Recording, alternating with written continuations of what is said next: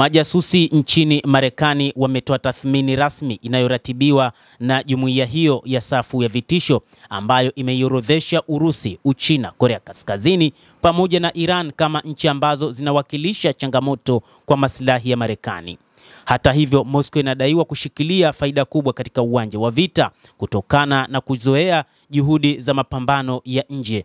ukiachana na wakati huu wa vita dhidi ya Ukraine. Waandishi wa ripoti hiyo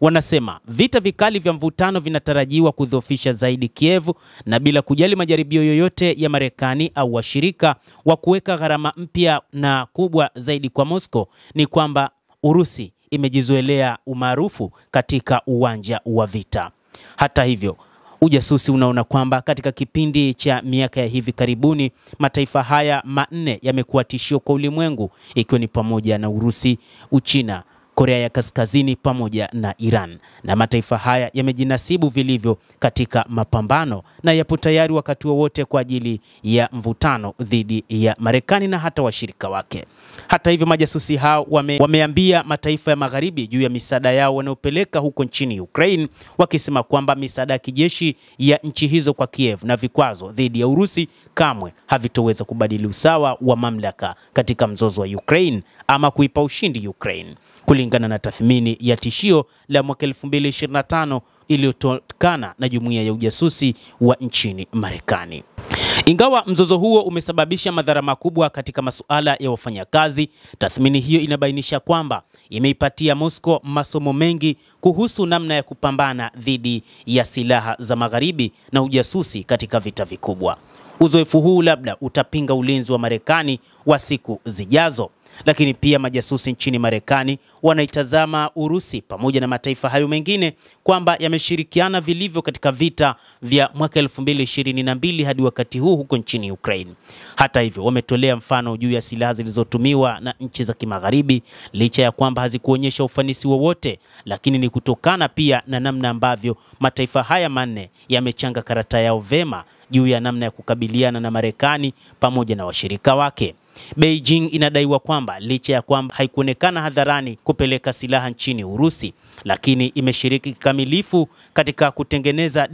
diplomasia nzito kati yake na Urusi na kusaidia katika juhudi za kukuza uchumi wake wakati ambapo Urusi ilikuwa katika mapambano. Lakini pia mataifa kama vile Iran yamedaiwa kuonesha namna ambavyo yamekuwa na silaha za kutisha ambazo wakati mwingine zimetumika nchini Ukraine, ambapo Urusi ilizitumia kwa ajili ya kuiharibu Ukraine. Na hapa zinatajwa baadhi ya ndege zisizokuwa na marubani, ndege za kamikaze ambazo kwa namna moja ama nyingine zimeonyesha umaarufu wake na namna ambavyo na hata baadhi ya makombora mengine ambayo yametumiwa na Urusi ambayo yametoka nchini Iran. Kadhalika, Korea Kaskazini katika kipindi hiki, baada tu ya kupeleka wanajeshi wake huko nchini Urusi kwa ajili ya mapambano dhidi ya Ukraine, ni wa Korea Kaskazini ambao wamesaidia Urusi katika kuokoa mkoa wa Kursk ambao ulikuwa chini ya mamlaka ya Ukraine tangu mwezi Agosti mwaka 2024.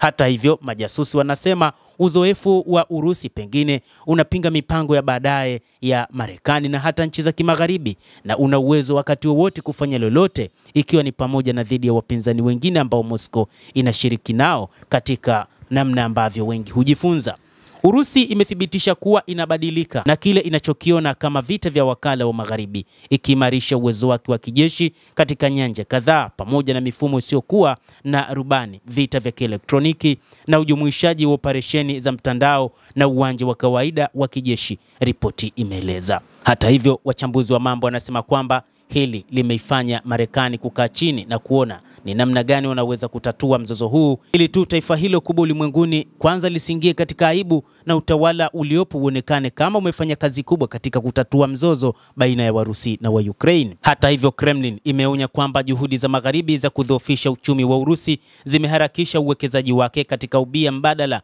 na utumiaji wa zana mbalimbali za serikali ili kumaliza nguvu ya Marekani kwa kuungwa mkono na Uchina. Hata hivyo, mataifa haya ambayo kwa siku nyingi yamekuwa ni maadui wa nchi za kimagharibi, wakati huu yanatengeneza njia nyingine ya kuweza kuyapiku kiuchumi mataifa hayo na kwamba yaweze kutawala ulimwengu. Ni kazi inayofanywa na Wachina na Wamarekani, ambapo Iran pamoja na Korea Kaskazini na mataifa mengine ambayo ni wanachama wa BRICS wanaendelea nayo. Endelea kutufuatilia mtazamaji, na usisahau kulike, usisahau kucomment, kadhalika na kusubscribe channel yetu hii. Jina langu ni Adam Hussein, endelea kuwa nasi wakati wote.